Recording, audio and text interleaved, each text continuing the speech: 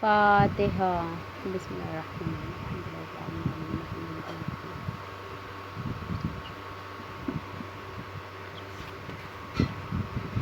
اعوذ باللہ من الشیطان الرجیم۔ بسم اللہ الرحمن الرحیم۔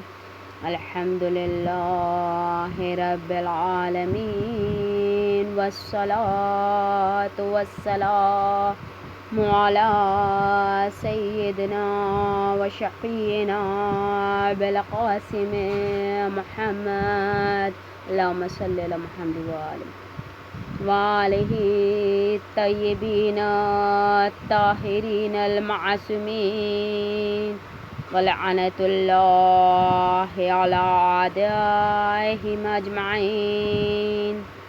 اما بعد فقد قال اللہ سبحانہ وتعالی فی کتاب المبین وہو اصدق الصادقین۔ السلام علی یوم ولدت و یوم اموت و یوم ابعث حیا، صلوات اللہم صلی علی محمد۔ خداوند عالم قرآن مجید میں جناب عیسیٰ کی گفتگو نقل فرما رہا ہے۔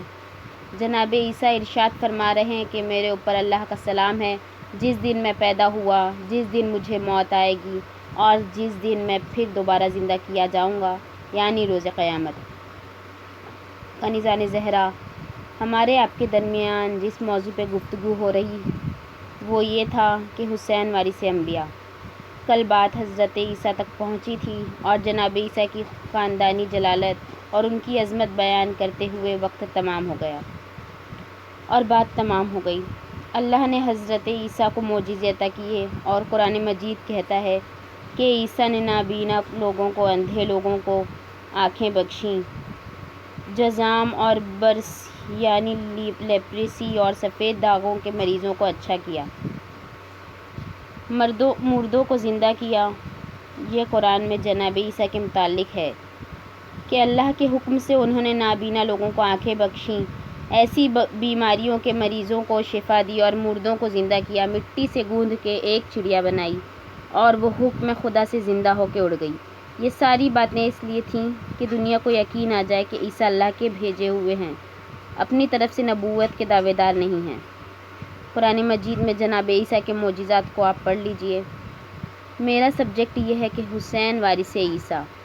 عیسیٰ نے جن کی آنکھیں نہیں تھیں ان کو روشنی دی، حسین وارث عیسیٰ ہیں۔ حسین نے اپنے کردار و عمل سے اسلام کی حقیقتوں سے، جو اندھے تھے، اپنی قربانی سے ان کو آنکھیں عطا کیں تاکہ دین کی سچائی اگر سمجھنا ہے تو شہادت کی روشنی میں سمجھو۔ عیسیٰ نے بیماروں کو شفا دی، حسین نے اپنی قربانی سے ان مذہب کے بیماروں کو شفا دی جو اسلام کو سمجھنے میں ناکام تھے۔ عیسیٰ نے مردوں کو زندہ کیا۔ عیسیٰ کا بے شک یہ معجزہ ہے کہ انہوں نے مردوں کو زندہ کیا، لیکن خدا کی قسم وارث عیسیٰ حسین نے بھی مردہ اسلام کو زندہ کر دیا۔ یہ نہ کہیے کہ بیمار کو شفا دی، بیمار کو شفا دینا اور ہے، مردے کو زندہ کرنا اور ہے۔ حسین ہے وارث عیسیٰ۔ عیسیٰ نے مٹی کو پانی میں گوندھ کے ایک پرندہ بنایا جو حکم خدا سے اڑ گیا زندہ ہو کے۔ حسین نے مٹی کو اپنے خون میں گوندھ کے ایک ایسا مرکز عبادت بنا دیا کہ صبح قیامت تک روشنی ہی پھیلی رہے گی، صلوات اللہم صلی علی محمد۔ کنیزان زہرا، میرا مضمون آج اپنی منزل تک آئے گا، مجھے جلدی بات اپنی تمام کر دینا ہے۔ زیارت آگے بڑھتی ہے، میں وہاں سے چلی ہوں کہ اے آدم کے وارث آپ پہ سلام، اے نوح کے وارث آپ پہ سلام، اے ابراہیم کے وارث آپ پہ سلام، اے موسیٰ کے وارث آپ پہ سلام، اے عیسیٰ کے وارث آپ پہ سلام۔ اب اس کے آگے السلام علیکہ یا وارث محمد حبیب اللہ، اے محمد کے وارث آپ پہ سلام، بر محمد وآل محمد صلی اللہ علیہ وسلم۔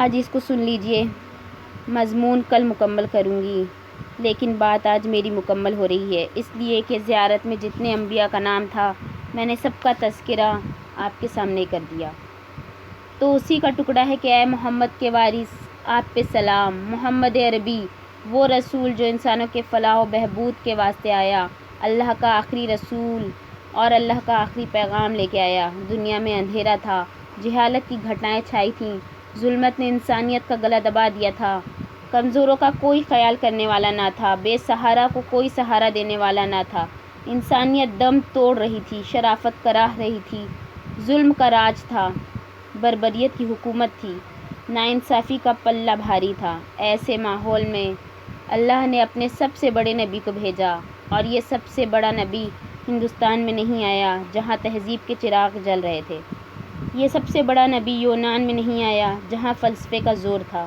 یہ سب سے بڑا نبی ایران میں نہیں آیا جہاں کا کلچر مشہور تھا، یہ سب سے بڑا نبی مصر میں نہیں آیا جہاں کی تہذیب بڑی پرانی تھی، یہ سب سے بڑا نبی عرب کے ریزالٹ میں آیا جہاں کے لوگ مہذب نہ تھے، جہاں کی قوم سویلائز نہ تھی، جہاں لوگ تعلیم سے بے بہرہ تھے، جہاں لوگ انسانیت سے واقف نہ تھے۔ ایسے ماحول میں سب سے بڑا رسول آیا، 40 سال تک اپنے اخلاق کے پانی سے ذہنوں کی زمین کو سینچتا رہا۔ میں یہ نہیں مانتی کہ میرا رسول 40 سال تک خاموش رہا۔ کسان کا کام اس دن سے شروع نہیں ہوتا جس دن سے وہ زمین میں بیج ڈالتا ہے، کسان کا کام اس دن سے شروع ہوتا ہے جب وہ زمین پہ ہل چلاتا ہے، پانی دیتا ہے، فرٹیلائزر ملاتا ہے، زمین کو اس قابل بناتا ہے کہ اس سے دانے اگ سکیں۔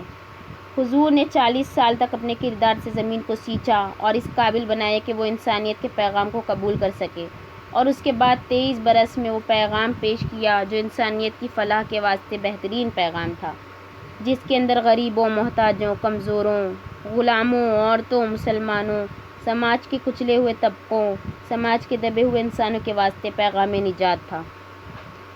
اب وہ اسلام آج کیوں نہیں رہا؟ اگر اسلام یہی تھا تو آج کیوں ایسا نہیں ہے؟ اس کو بھی سن لیجئے۔ جب ایک دریا پھوٹتا ہے تو جہاں سے ابلتا ہے وہاں سے بہت عمدہ ایک شیشے کے گلاس میں اس کا پانی بھریے تو بالکل موتی ایسا سفید پانی ہوتا ہے۔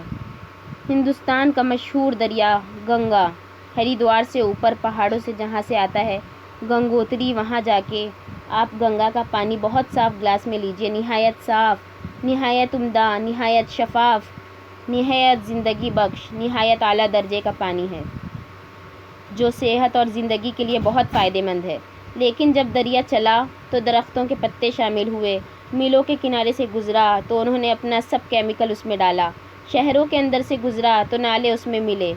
اب جو کانپور تک وہی گنگا آیا تو پانی پینے کے قابل نہیں ہے، ایسے پیجیے گا تو بیمار ہو جائیے گا، اس لیے کہ پولیوشن ہے بہت زیادہ۔ عزیزان گرامی، اسلام جب چلا تو صحیح شکل میں تھا، رسول اللہ کے زمانے میں، بعد میں بادشاہوں نے، ظالموں نے، جھوٹے راویوں نے، بکے ہوئے محدثوں نے اس میں پولیوشن پیدا کر دیا۔ بر محمد وآل محمد صلی اللہ علیہ وسلم۔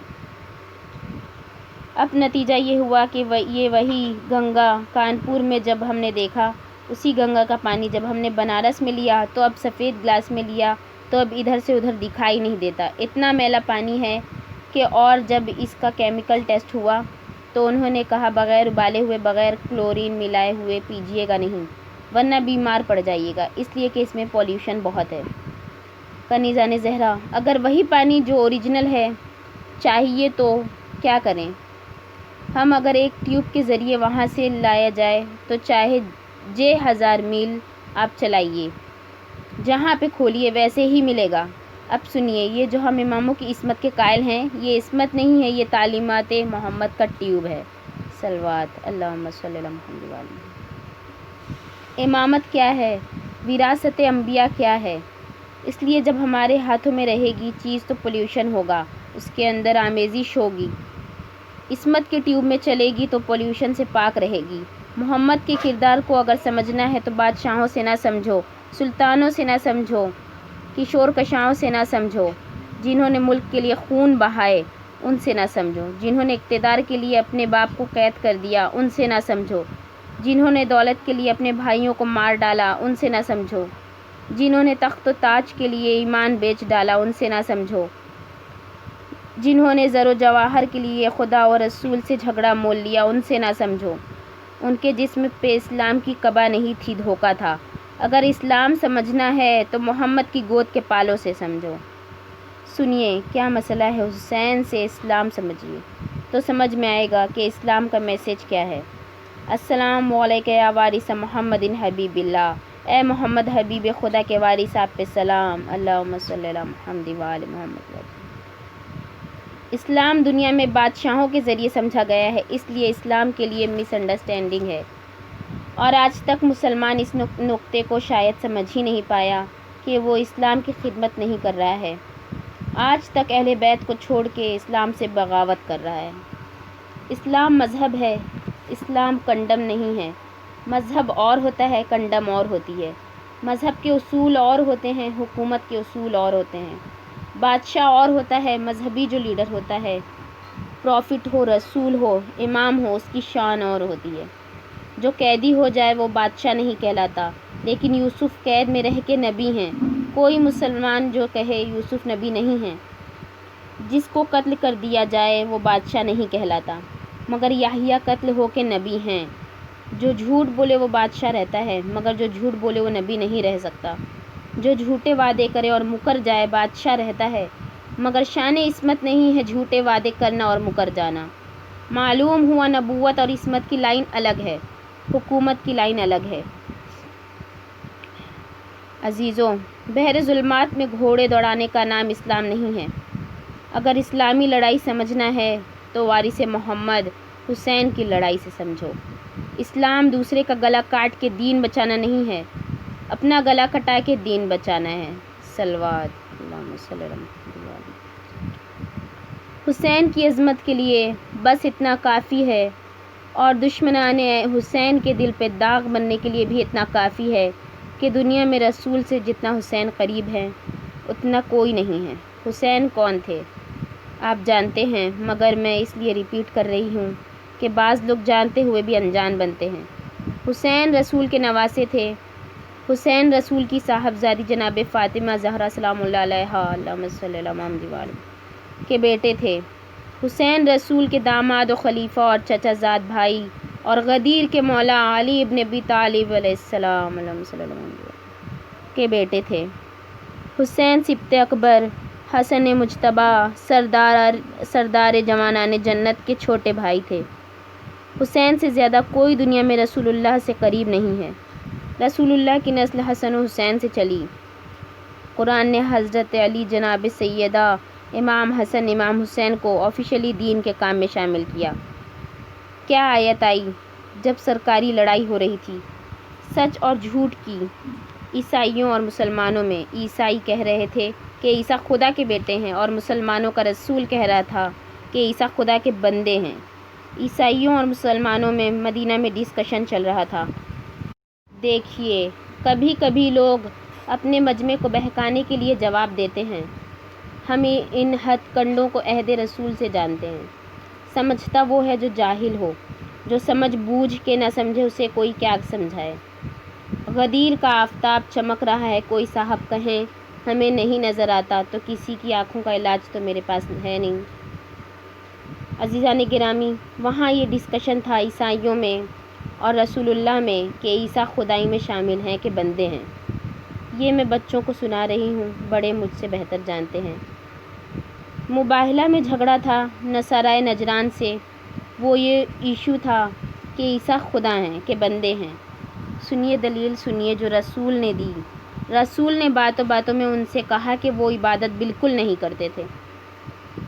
ارے بہنوں، وہ بھڑک گئے، سب کہنے لگے آپ کیسی بات کرتے ہیں، بھلا ان سے بڑھ کے عبادت کرنے والا اور کون ہوگا؟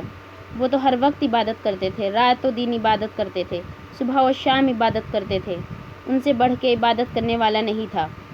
اب جو سب نے کہا وہ عبادت کرتے تھے، فرمایا اچھا عبادت کرتے تھے؟ کہا جی ہاں۔ فرمایا جب خدا تھے تو عبادت کس کی کرتے تھے؟ صلوات اللہم صلی اللہ علیہ وسلم۔ اب چپ مگر اٹکے وہیں پہ ہیں۔ اب تیسرا دن ہو گیا اور اب یہ ہو گیا کہ اب یہ چلے جائیں گے یہاں سے آج، اور اپنی بستی میں جا کے کہہ دیں گے کہ ہم چلے گئے وہاں اور بات کر لی ان سے، وہ رسول نہیں ہیں جن کا تذکرہ انجیل میں ہے، اور یہ اصلی والے نہیں ہیں، اور ہم نے بات کر لی، وہ ہم کو سیٹسفائی کر نہیں پائے۔ یہ ترکیب تھی، یہ پالیسی تھی۔ اب یہ معاملہ ذات کا نہیں تھا، یہ آفیشلی اسلام کا معاملہ ہے۔ اب آیت اتری فمن حاجک فیہ من بعد ما جاءک من العلم، اے میرے حبیب اب اگر اس کے بعد بھی لوگ آپ سے کٹ حجتی کریں جبکہ آپ کے پاس علم آ چکا، فقل تو ان سے کہہ دیجئے، تعالو آؤ ندعو ابناءنا و ابناءکم، تم اپنے بیٹوں کو بلاؤ ہم اپنے بیٹوں کو بلائیں، ونساءنا و نساءکم، تم اپنی بیٹیوں کو بلاؤ ہم اپنی بیٹیوں کو لائیں، وانفسنا وانفسکم، تم اپنے نفسوں کو لاؤ ہم اپنے نفسوں کو لائیں، ثم نبتہل، اس کے بعد مباہلہ کریں، فنجعل لعنت اللہ علی الکاذبین، اللہ کی لعنت قرار دیں جھوٹوں پر۔ اب یہ کون لوگ آفیشلی رسول کے ساتھ انوائٹ کیے گئے؟ قرآن میں آج بھی آیت ہے، جس کا دل چاہے دیکھ لے، ابناءنا و نساءنا و نساءکم و انفسنا و انفسکم، 3 طرح کے لوگ انوائٹ کیے گئے، بیٹوں کو لاؤ، بیٹیوں کو لاؤ، نفسوں کو لاؤ۔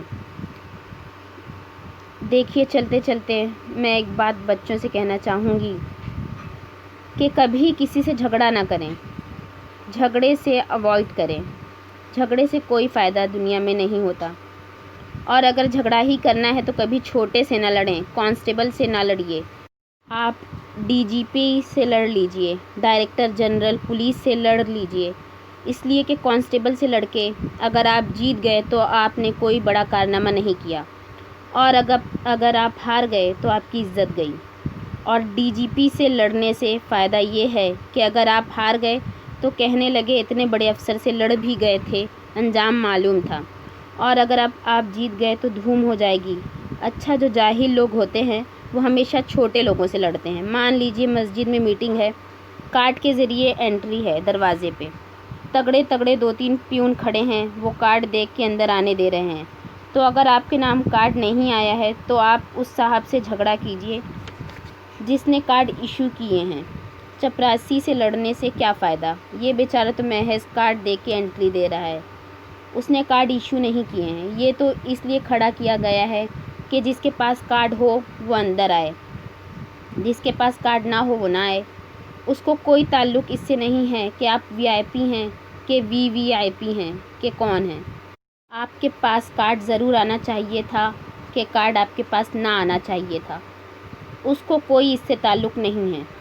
اس بڑے افسر سے آپ جھگڑا کیجئے جس نے لسٹ بنائی ہے، ہمارا کارڈ کیوں نہیں آیا؟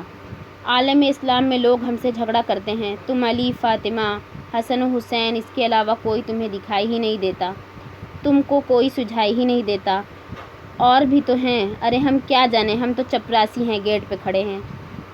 دیکھیے آپ چپراسی سے جھگڑا نہ کیجیے، وہاں سے کارڈ لے آئیے، مجال نہیں ہے جو روکے، نوکری سے نکال دیا جائے گا، لیکن جب تک کارڈ نہیں ہوگا یہ تگڑا ہے، آنے نہیں دے گا۔ سمجھ میں آیا آپ کی؟ اب وہاں سے کارڈ ایشو ہوتے ہیں کس کے نام؟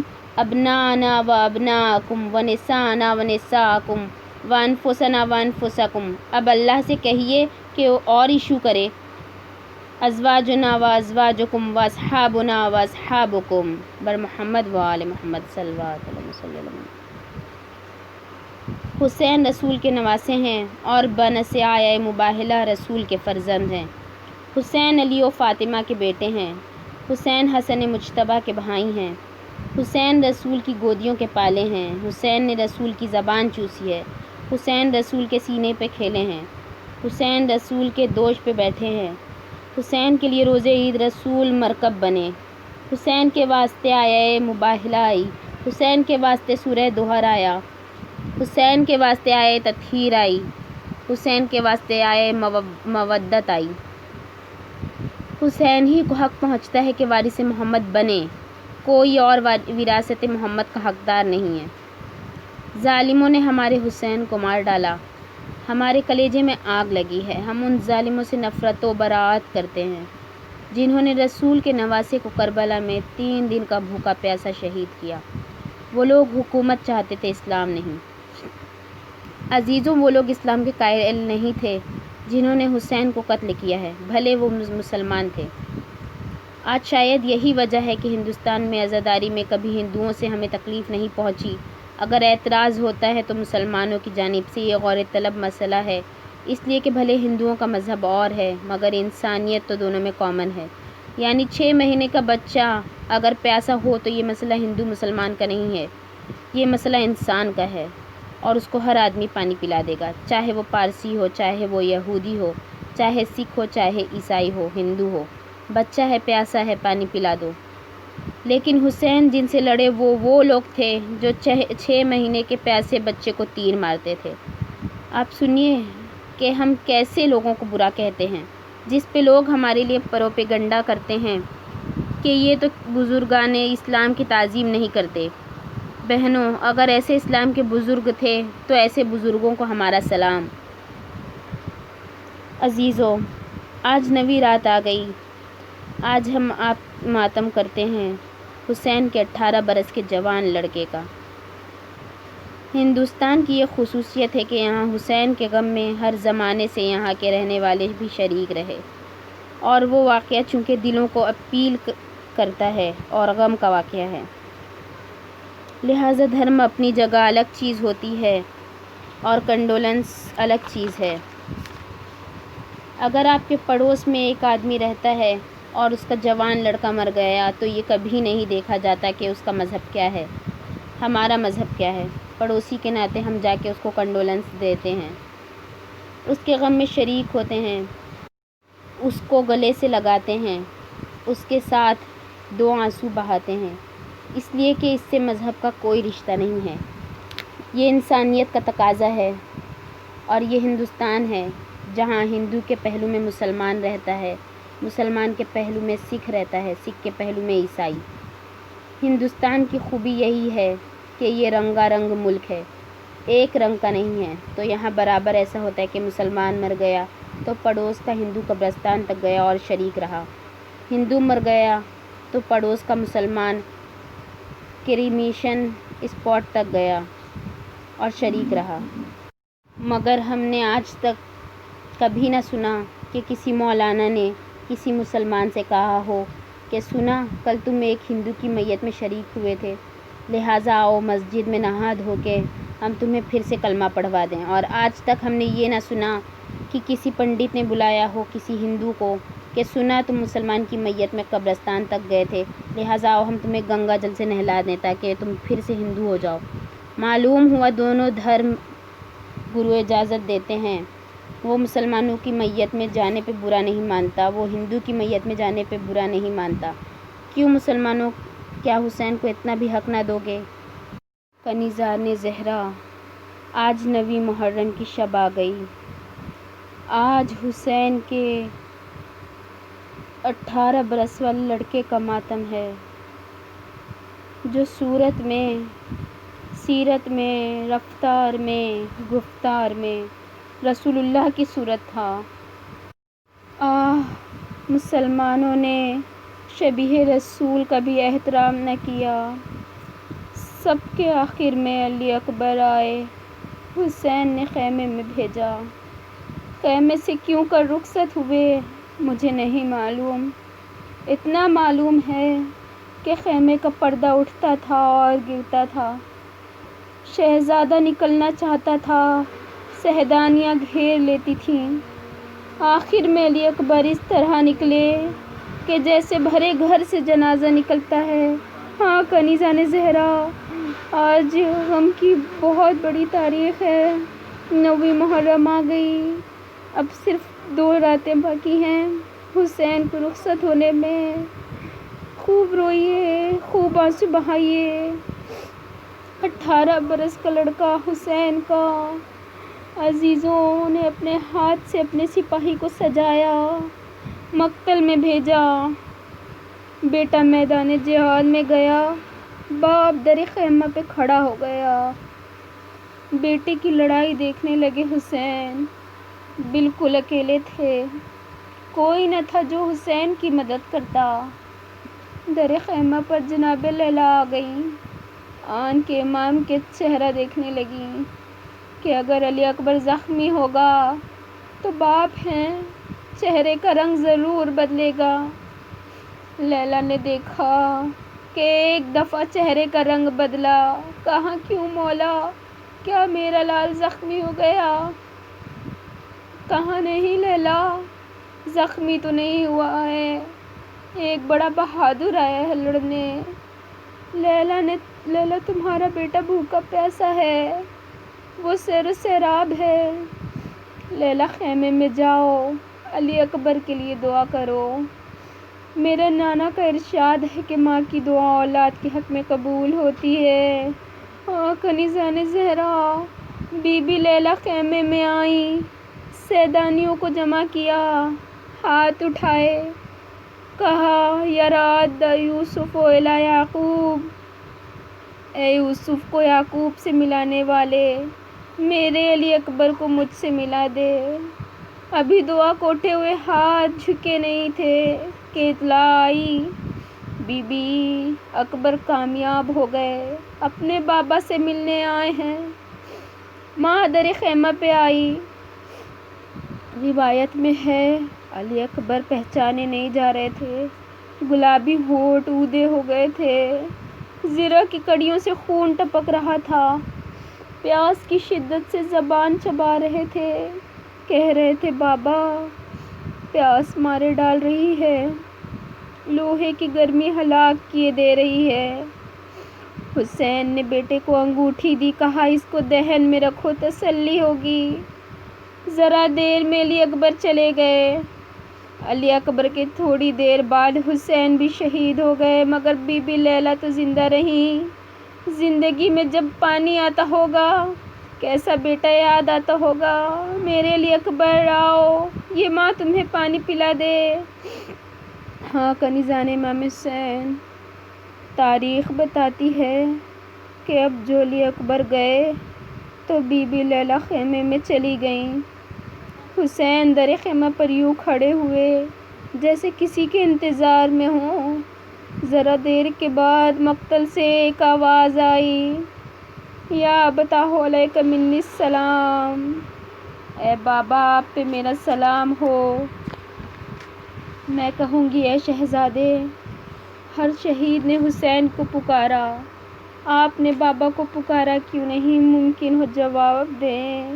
ہر شہید نے پکارا تو میں ساتھ تھا، اب میرا بابا اکیلا ہے۔ دو شہید ایسے ہیں جنہوں نے حسین کو نہیں پکارا، ایک جناب عباس، ایک جناب علی اکبر۔ جناب عباس کی آواز آئی کہ بھائی میں نے اپنی جان آپ پہ فدا کی، اور علی اکبر کی آواز کہ یا ابتاہ علیک منی السلام، اے بابا میرا سلام لیجئے۔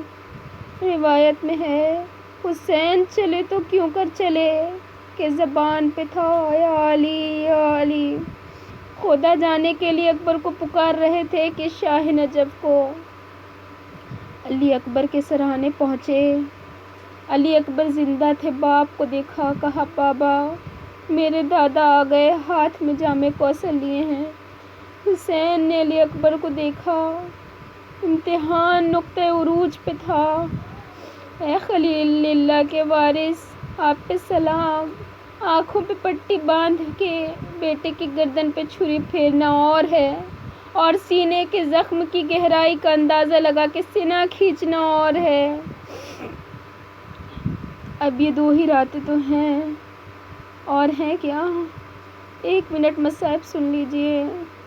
ہاں کنیزان زہرا، آسمان کو دیکھا، اپنی تنہائی کو دیکھا، سینے کے گہرے زخم کو دیکھا، ٹوٹے ہوئے برچھی کے پھل کو دیکھا، آستینیں الٹیں، بایاں ہاتھ زمین پہ ٹیکا، داہنے ہاتھ سے برچھی کا پھل پکڑا، دل کو اللہ کی طرف کیا، فرمایا بسم اللہ و باللہ علی ملت رسول اللہ، یہ کہہ کے برچھی کا پھل کھینچا، پھل تو نکل آیا، مگر علی اکبر کا دم بھی نہیں گیا۔ باپ نے بیٹے کے منہ پہ منہ رکھ دیا، ارے میرے علی اکبر دنیا کی سختیوں سے چھوٹ گئے، اپنے باپ کو اکیلا چھوڑ گئے۔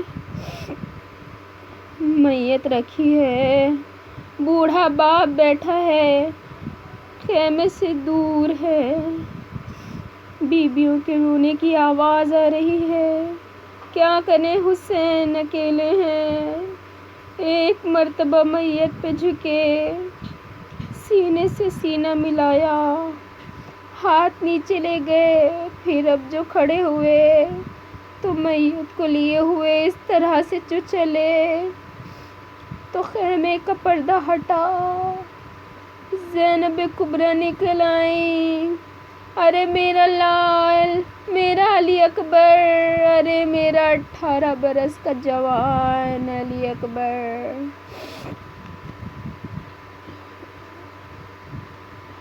انا للہ و انا الیہ راجعون۔